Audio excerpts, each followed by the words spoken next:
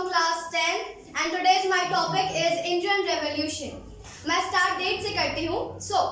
1453 कुस्तुनतुनिया का पतन. 1488 Bartholomew Dias द्वारा आशा अंतरीप उत्माशा अंतरीप केप केमोरियन केप ऑफ गुड होप की स्थापना. 1492 स्पेन निवासी क्रिस्टोफर कोलंबस द्वारा अमेरिका की खोज की गई. उन्हीं के साथ बैठे एक व्यक्ति जिनका नाम अमेरिगो वेस्पूसी था, उन्हीं के नाम पर अमेरिका का नाम अमेरिका रखा गया. 1498 पुर्तगाल निवासी वास्को डिगामा के द्वारा भारत की खोज की गई. वो सबसे पहले भारत में केरल राज्य के कालीकट घाट के मालाबार तट पर पहुंचे, जहां का राजा जमोरीन था. जमोरीन ने उनके जाते समय उन्हें काफी मसाले दिए, जिससे वास्को डिगामा को 60 गुना फायदा हुआ. इसके कारण 1502 ईस्वी में वो पुनः भारत वापस आए. 1512 में फर्डिनेंड मैगलेन ने पूरे विश्व का परिभ्रमण किया और उन्होंने यह सिद्ध किया कि हमारी पृथ्वी गोल है, चपटी नहीं. 1600 ईस्वी में ईस्ट इंडिया कंपनी की स्थापना मैडम एलिजाबेथ के नेतृत्व में जहांगीर शासन में की गई. 1602 ईस्वी में डच ईस्ट इंडिया कंपनी की स्थापना हुई. अब जो अंग्रेज थे वो मसाले को संचित करने के लिए कोठा खोलना चाहते थे, तो 1608 ईस्वी में उन्होंने सूरत में कोठा खोला और 1611 ईस्वी में मुसलिमपट्टनम में कोठा खोला. 1664 फ्रांसीसी ईस्ट इंडिया कंपनी की स्थापना. 23 मार्च 1757 प्लासी का युद्ध. प्लासी के मैदान में भागीरथी नदी के किनारे अंग्रेजों की तरफ से रॉबर्ट क्लाइव और भारतीयों की तरफ से बंगाल का नवाब सिराजुद्दौला. सिराजुद्दौला हार जाते हैं अपने साले मीर जाफर की गद्दारी के कारण. वो हारने के बाद हार जाते हैं और मीर जाफर को गद्दारी पर बिठा दिया जाता है. आने वाले भविष्य में संकट मानकर मीर जाफर के पुत्र मीर कासिम सिराजुद्दौला को भागते ही समय उसकी हत्या कर देते हैं. मीर जाफर जैसे ही गद्दी पर बैठते हैं तो उन्हें यह पता चलता है कि वो अंग्रेजों के हाथों की कठपुतली बन चुके हैं और उन्हें यह बात रास नहीं आती है. यह विरोध करते हैं और अंग्रेज इन्हें गद्दी से हटाकर उनके पुत्र मीर कासिम को गद्दी पर बिठा देते हैं. लेकिन मीर कासिम उनसे भी ज्यादा स्वतंत्रता प्रिय थे. जब उन्होंने इसका विरोध किया तो अंग्रेजों ने भी इस चीज का विरोध किया और अंततः मीर कासिम को बंगाल छोड़कर भागना पड़ा. इसीलिए मीर कासिम को बंगाल का भगौड़ा नवाब भी कहा जाता है. 1760 वांडीवास की लड़ाई. पौंडीचेरी में अंग्रेज और फ्रांसीसियों के बीच फ्रांसीसियों की करारी हार होती है. उसके बाद 22 अक्टूबर 1764 बक्सर का युद्ध. अंग्रेजों की तरफ से हेक्टर मुनरो और भारत की तरफ से अवध का नवाब सुजाउद्दौला, शाह आलम द्वितीय और बंगाल का भगौड़ा नवाब मीर कासिम. लेकिन एकता के कारण भारत में फिर से हार होती है और अंग्रेज विजय हो जाता है. अब हम आते हैं 1857 की क्रांति. 1857 की दो क्रांतियां हम पढ़ेंगे, पहले की क्रांति और उसके बाद की क्रांति. तो 1857 में पहले की क्रांति दो क्रांतियां हुई थी. पहले सन्यासी विद्रोह और फिर संथाल विद्रोह. सन्यासी विद्रोह, जो सन्यासी थे वो जो भारत में देख रहे थे अंग्रेजों का अत्याचार, उससे क्षुब्ध हो गए. वो भारत छोड़कर भागना चाहते थे. 1770 ईस्वी में यह कांड हुआ था. लेकिन अंग्रेज को हर तरफ से पैसा वसूलना था. उन्होंने इस बात पर ही टैक्स लगा दिया कि अगर आप भारत छोड़कर जाते हैं तो आपको इस बात पर भी टैक्स देना होगा. इस बात से सन्यासी काफी क्रोधित होकर आंदोलन करते हैं, किंतु यह आंदोलन सफल नहीं होता, उन्हें टैक्स देना ही पड़ता है. दूसरा है संथाल का विद्रोह. संथाल का विद्रोह भी एक बड़ा विद्रोह होता है जिसके नेतृत्वकर्ता सिद्धू और कान्हू होते हैं. इन दोनों के द्वारा इसमें नेतृत्व किया जाता है. यह जो किसान है उनसे जो उनकी जमीन है वो हड़पने से संबंधित होता है और अंततः सिद्धू और कान्हू को पकड़कर जेल में डालकर उनकी हत्या कर दी जाती है और यह आंदोलन भी सफल नहीं हो पाता है. 1857 के बाद की क्रांति. 1857 की सबसे बड़ी क्रांति होती है तात्कालिक कारण चलने वाला कारतूस हत्याकांड, जिसमें जो मंगल पांडे होते हैं उनको बैरकपुर छावनी से 34वीं इन्फेंट्री में भेजा जाता है. वहां उन्हें यह अफवाह मिलती है कि जिस कारतूस का उपयोग वे लोग कर रहे हैं उसमें सुअर और गाय की चर्बी चढ़ी हुई है. यह मुसलमान और हिंदू दोनों की धार्मिक भावनाओं को ठेस पहुंचाने जैसा था. वो सबसे पहले वहां के सार्जेंट ह्यूस्टन से बात करना चाहते थे, लेकिन ह्यूस्टन ने उनकी बात नहीं सुनी और अंततः क्रोधित होकर मंगल पांडे ने उन्हें गोली मारकर उनकी हत्या कर दी. इस बात से अंग्रेज भी काफी विक्षुब्ध हो गए और उन्होंने 10 मई 1857 को मंगल पांडे को गोली मारकर उनकी हत्या कर दी. जब उनका पार्थिव शरीर मेरठ पहुंचा तो भारत में सबसे बड़ा हुजूम देखने को मिला. इसे पहली स्वतंत्रता संग्राम भी कहते हैं क्योंकि पहली बार भारत में एकता देखने को मिली. लेकिन यह एकता उतनी प्रभावकारी नहीं थी, इसलिए हमें हमें उस समय आज़ादी नहीं मिल पाई। अब हम लोग आते हैं 1885 कांग्रेस की स्थापना। 28 दिसंबर टू 30 दिसंबर 1885 गोकुलदास तेजपाल संस्कृत मध्य विद्यालय में कांग्रेस की स्थापना की गई। उसके बाद 1906 ईस्वी में मुस्लिम लीग की स्थापना, 1905 में बंगाल विभाजन, 1911 में बंगाल विभाजन रद्द, 1912 में बंगाल से बिहार को अलग कर दिया गया, 1907 ईस्वी में सूरत अधिवेशन के दौरान नरम दल और गरम दल का विभाजन हुआ, 1916 ईस्वी में नरम दल और गरम दल दोनों साथ में लखनऊ अधिवेशन के दौरान आते हैं। प्रमुख भूमिका एनी बेसेंट और बाल गंगाधर राव तिलक की रहती है। एक और हम लोग विद्रोह पढ़ेंगे, बिरसा मुंडा विद्रोह। बिरसा मुंडा विद्रोह 1899 टू 1900 में होती है। यह भी जमीन हड़पने से ही संबंधित रहता है और इसका जो नेतृत्व करता है वो बिरसा मुंडा रहते हैं। बिरसा मुंडा को अंततः जेल में पकड़ लिया जाता है, जिसके कारण हैजा कर उनकी मृत्यु हो जाती है। 1859 टू 60, 1857 के बाद की यह क्रांति भी सबसे महत्वपूर्ण मानी जाती है, जिसे नील विद्रोह कहा जाता है। नील विद्रोह 3 कठिया जमीन से लेकर संबंधित होता है। इसमें भारतीय किसानों को यह बाधित किया जाता है कि वो नील की खेती करें, लेकिन नील की खेती करने के बाद वो जमीन बंजर हो जाती थी और ना ही उन किसानों को वेतन और मुआवजा सही समय पर मिल पाता था। अब हम लोग आएंगे गांधी युग। गांधी युग स्टार्ट होता है उनके जन्म से। 2 अक्टूबर 1869 महात्मा गांधी जी का जन्म। पिता का नाम करमचंद्र गांधी, उनकी पत्नी का नाम कस्तूरबा गांधी और उनकी माता का नाम पुतली बाई था। महात्मा गांधी अपनी पढ़ाई के लिए दक्षिण अफ्रीका जाते हैं।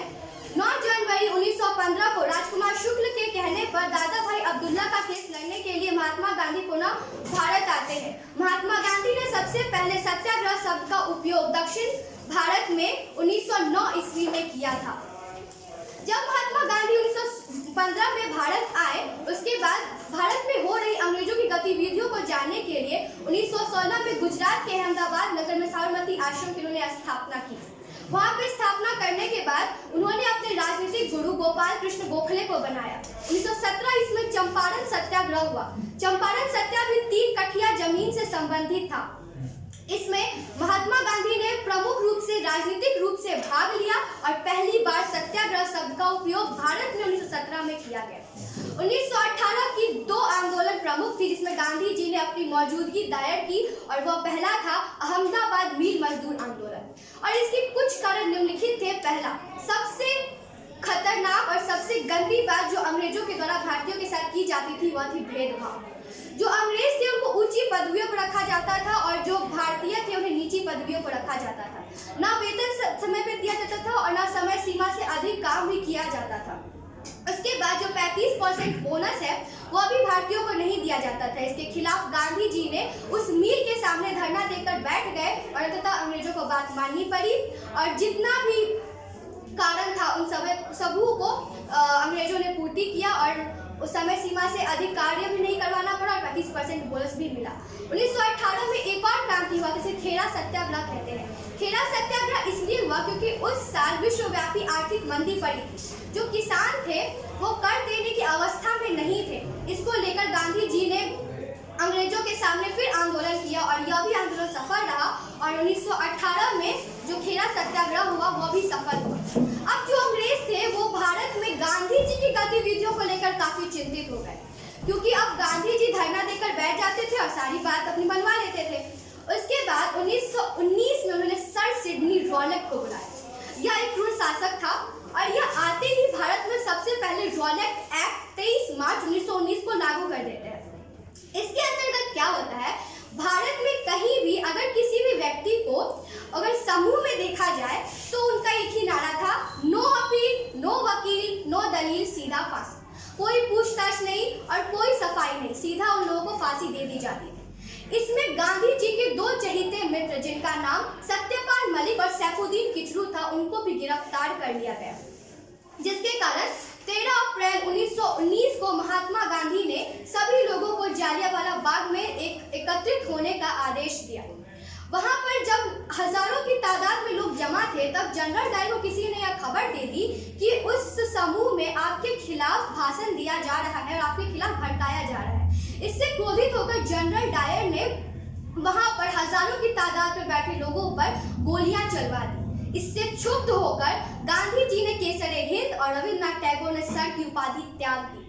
और उसके बाद हंटर कमेटी के तहत यह रिपोर्ट भी आया कि जनरल डायर निर्दोष है। इन सभी कारणों को देखते हुए महात्मा गांधी ने अंततः असहयोग आंदोलन करने का फैसला किया।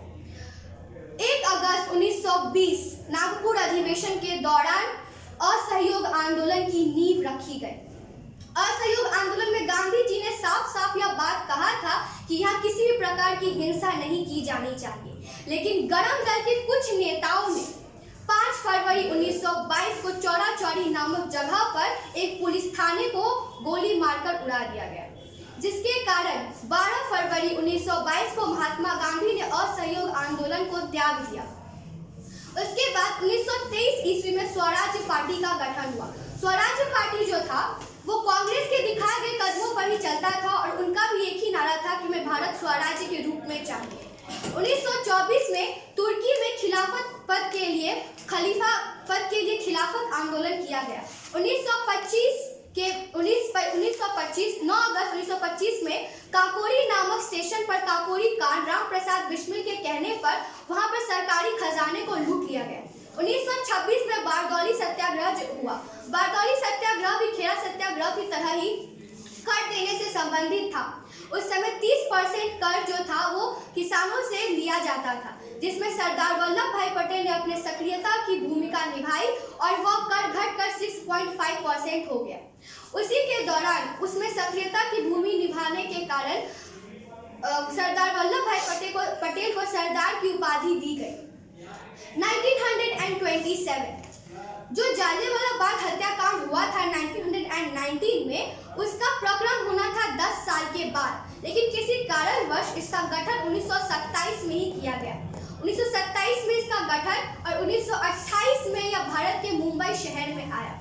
मुंबई शहर में आया तो किंतु इसमें इसके जो अध्यक्ष और जो प्रमुख थे वो सेंट साइमन थे और जो अन्य 6 लोग थे वो भी अंग्रेज ही थे। तो अंग्रेज जब अगर 6 लोग थे तो भारतीयों की बात के पक्ष में बात कहा जाना जो था वो हो ही नहीं सकता था। इसलिए जो भारतीय थे उन्होंने साइमन गो बैक का नारा दिया। उसके बाद है 1930 ईस्वी सविनय अवज्ञा आंदोलन। सविनय अवज्ञा आंदोलन को डांडी यात्रा भी कहा जाता है। डांडी यात्रा में अब अंग्रेज जो थे वो हर प्रकार से कर वसूलना चाहते थे, तो उन्होंने नमक जैसी अमान्य वस्तु पर भी कर लगा दिया, जिसके कारण गांधी जी का काफी क्रोधित होकर अहमदाबाद के जो साबरमती आश्रम से दांडी गांव तक की दूरी अपने 78 अनुयायियों के साथ 246 माइल की दूरी और एक ही महिला थी जिसका नाम एनी बेसेंट था, वहां तक गए और नमक कानून को तोड़ा और नमक बनाया।